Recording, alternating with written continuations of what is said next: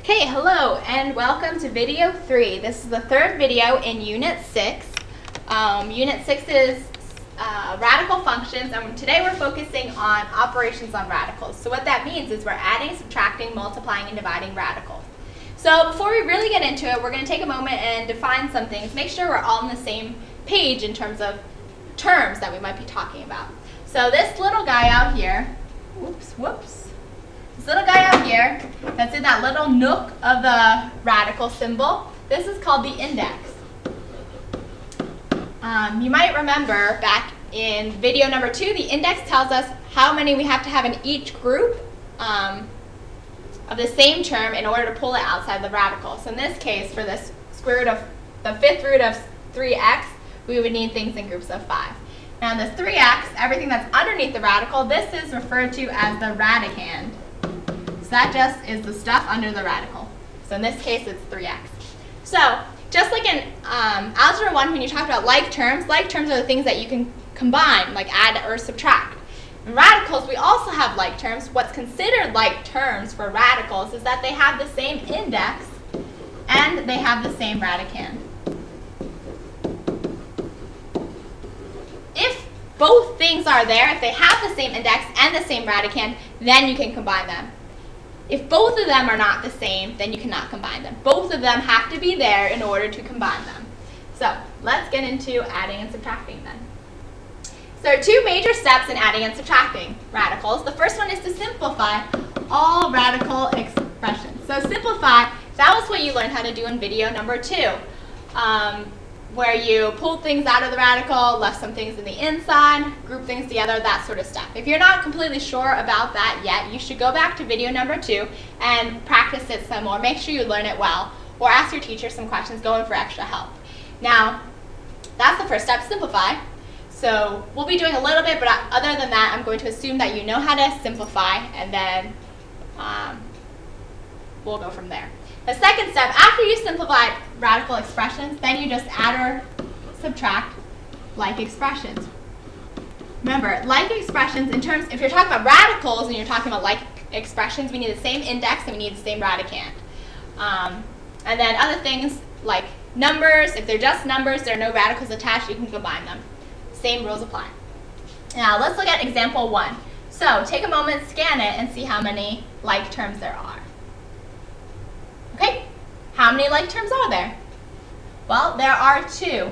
There's this 3 square root of 5 and this 10 square root of 5. How do I know that they're like terms?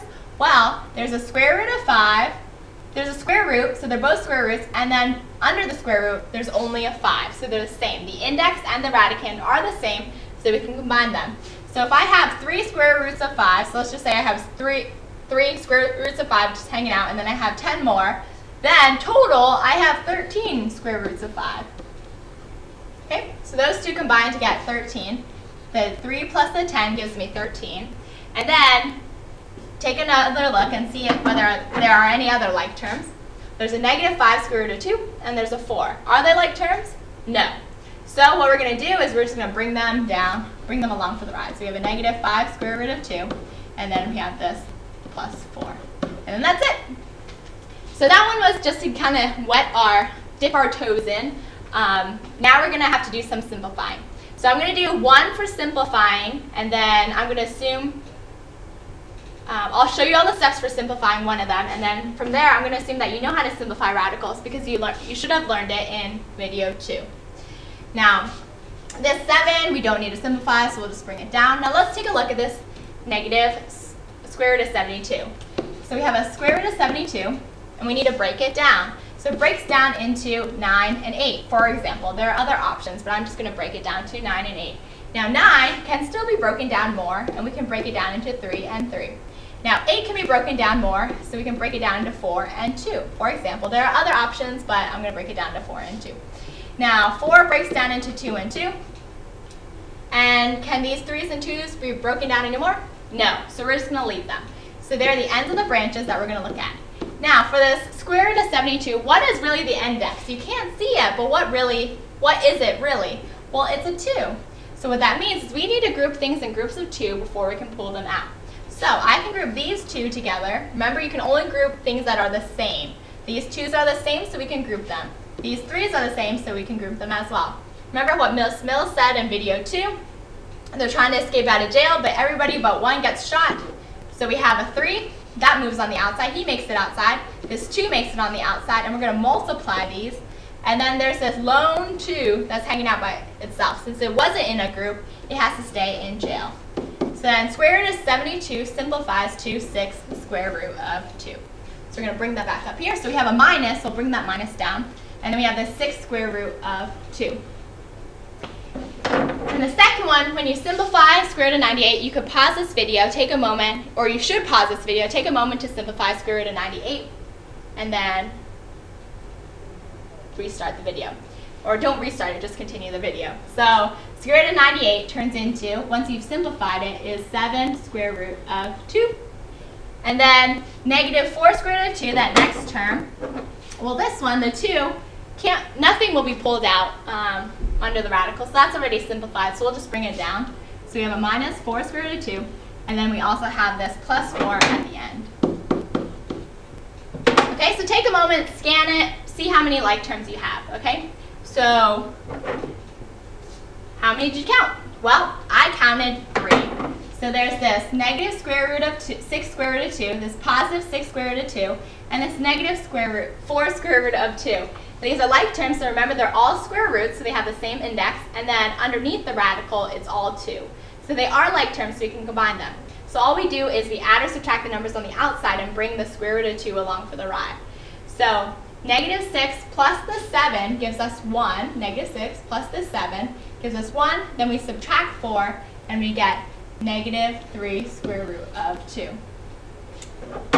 So that's where this came from. These 3 things combined become the negative 3 square root of 2. Now take another moment and look and see if you can see any other like terms. Okay, I hope you said that there were still like terms, because there are. There's this 4 and there's this 7. They are just numbers. There are no radicals attached to them, so you can combine them. So we have a 7 plus 4, so we have an 11. So this 7 and this 4 become this 11, and our final answer is 11 minus 3 square root of 2. Remember, since 3 square root of 2 has a radical and 11 does not, they are not like terms, so we cannot combine them, so we'll just leave it as 11 minus 3 square root of 2. Okay, all right, so let's continue with the next one. How would I give you a moment? I'll give you a hint. These 3 radicals are not most simplified, so you can simplify them. So what that means is to put things in groups, pull them out, things like that. So why don't you take a moment and simplify those 3, and then we'll continue talking about it, okay? All right. Okay, well, welcome back. Let's see what it is when we simplify them, okay? So we have this 3. This 3 comes along for the ride, and then square root of 20x turns into 2 square root of 5x. Okay, then the next one we're subtracting, and we have 2, and then the cube root of 40x turns into 2 cube root of 5x. And then the last one we have a minus, and we have 2 things in the parentheses here, but the square root of 80x turns into 4 square root of 5x. And then we also have this plus 5 that's inside the radical. Okay, all right. Now, before we can continue, if you notice over here on the left, there's a minus, and then there are 2 terms inside the parentheses. Well, this is the case where we really have a negative 1, and we need to distribute this. So we have a negative 1 times the 4 square root of 5x. So that's going to make it negative 4 square root of 5x. And then we also have this negative 1 times this positive 5, which makes it minus 5. Okay, and then these other ones, we can we'll just multiply these numbers on the outside. So we have a 3 times a 2, and that's 6 square root of 5x. We're going to multiply this 2 by this 2. We have a minus 4 cube root of 5x. Okay? Take a moment, make sure you see what happened, and then now take another moment and determine whether you have like terms here. well, I hope you said yes, that there were like terms, because we have two. We have this 6 square root of 5x, and we have this negative 4 square root of 5x. We combine them, we have 6 minus, if we have 6 square roots of 5x, and then we take 4 away, like subtracting the 4 square root of 5x, then we end up with 2 square root of 5x.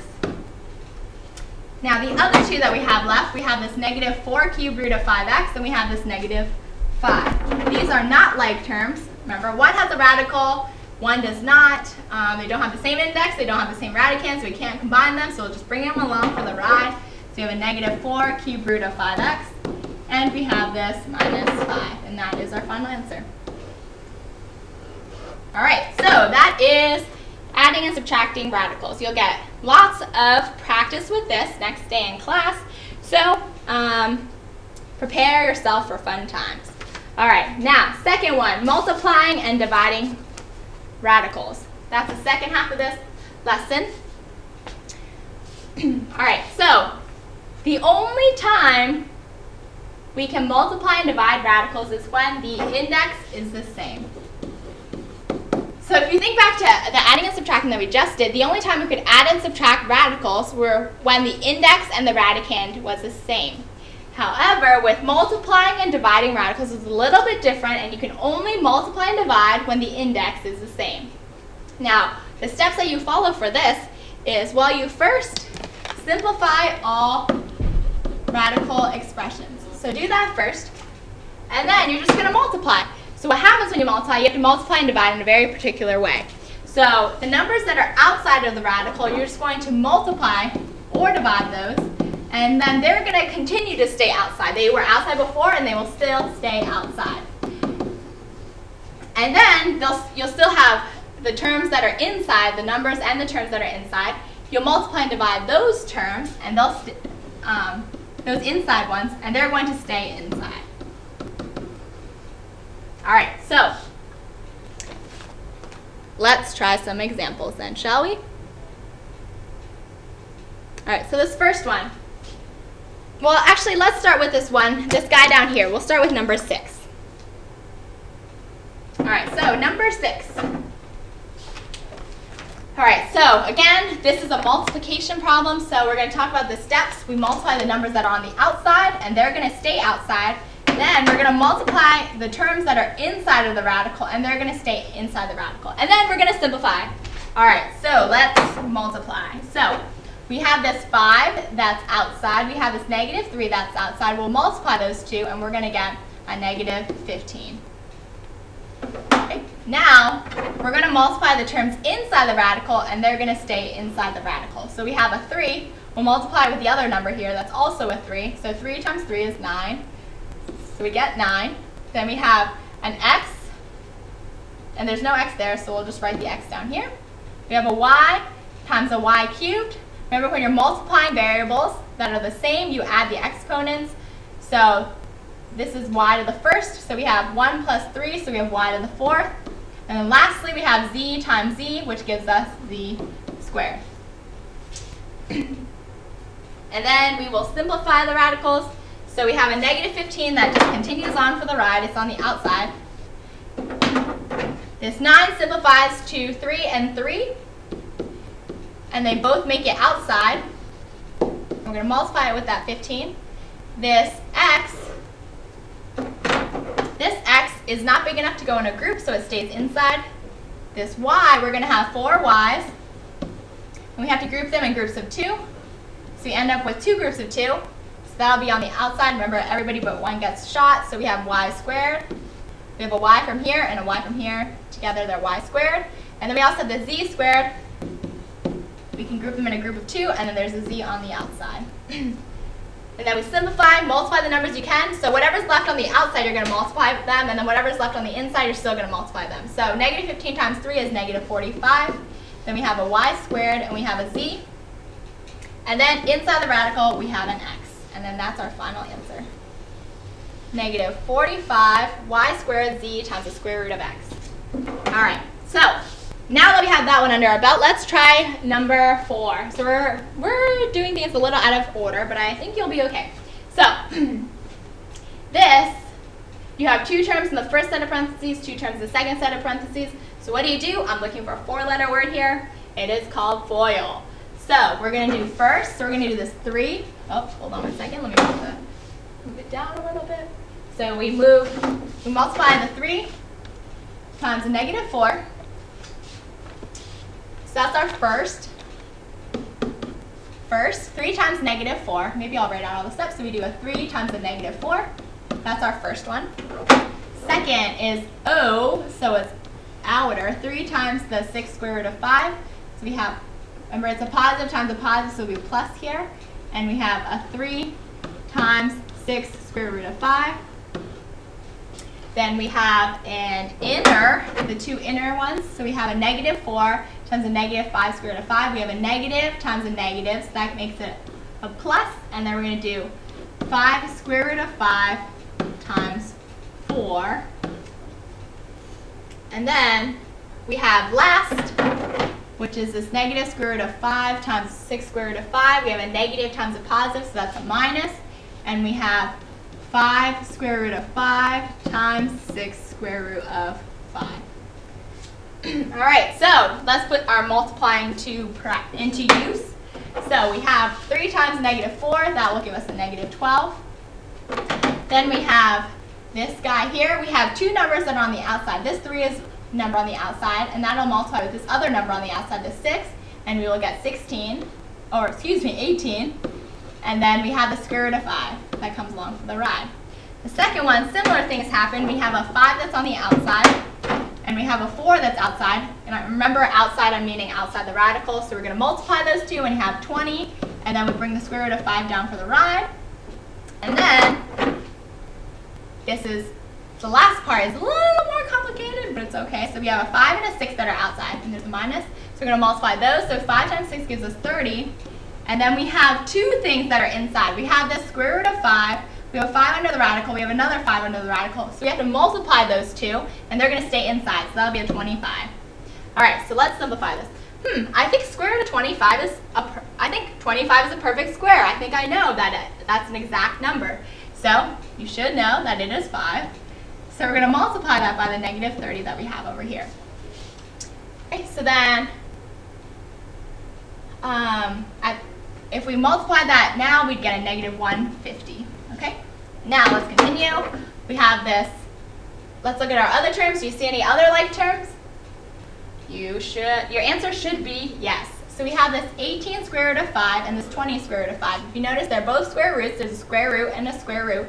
There's also square, and they're both square roots of 5. So we can combine those. So combine the numbers. Combining, I'm meaning adding. On the outside, so we get 18 plus 20, which is 38 square root of 5. And we have this negative 12. Are we finished? The right answer should be no. We still have this number and this number hanging out. So negative 12 and a negative 150 turns into negative 162. And that is not a like term with 38 square root of 5, so we're just going to bring that guy down for the ride. And then our final answer is that negative 162.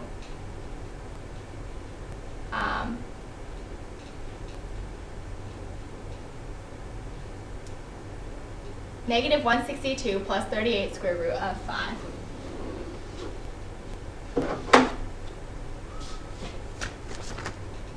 All right, so let's continue with number 5. We have 2 more to go, and then we'll be good. And then you'll get lots and lots and lots of practice in class tomorrow. All right, so we have a fraction under a radical. But be careful, this 5 on the outside is just being multiplied by the radical. Okay, so it's not the index. The index has to be inside that little nook, but this one's outside the little nook. So it's not the index, it's just a 5 on the outside.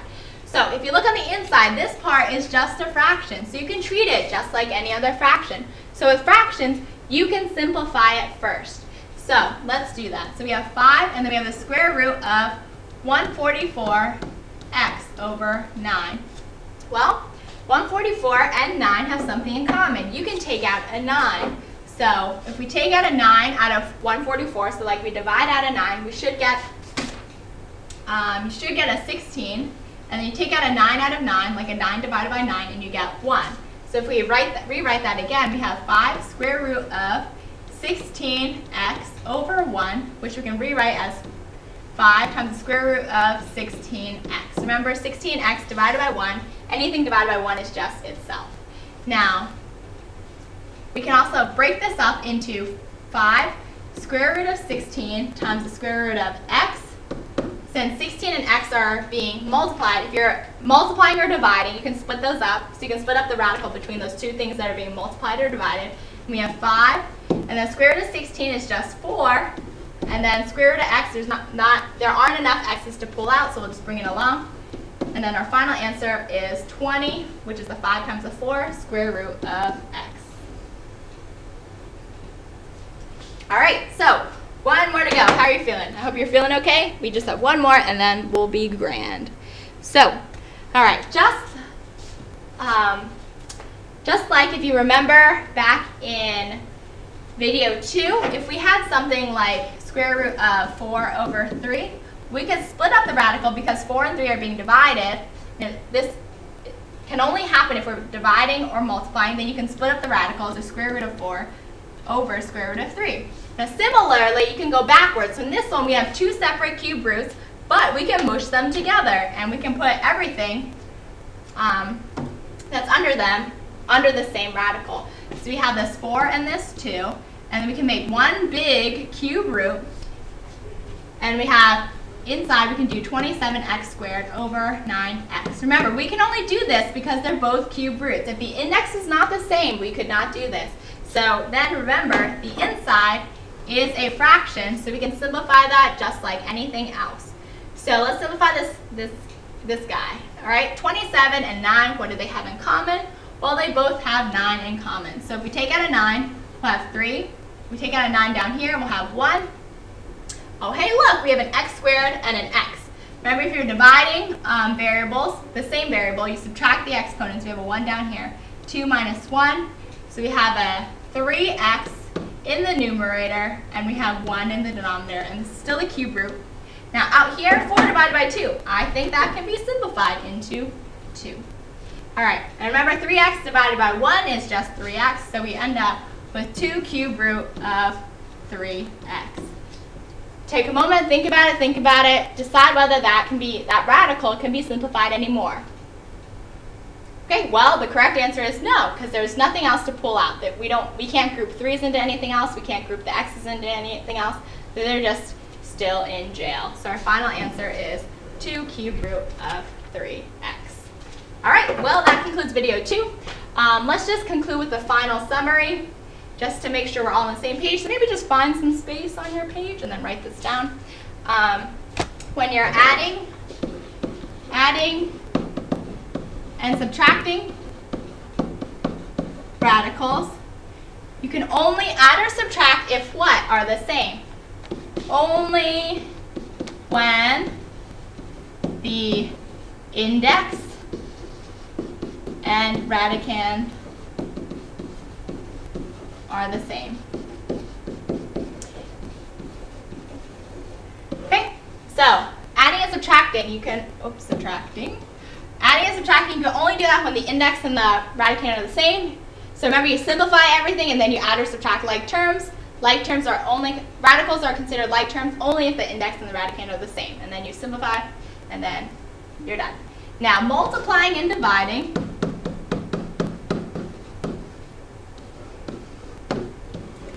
you can only do it, it's less specific, meaning that only one thing has to be the same, only the index has to be the same. Only the index has to be the same.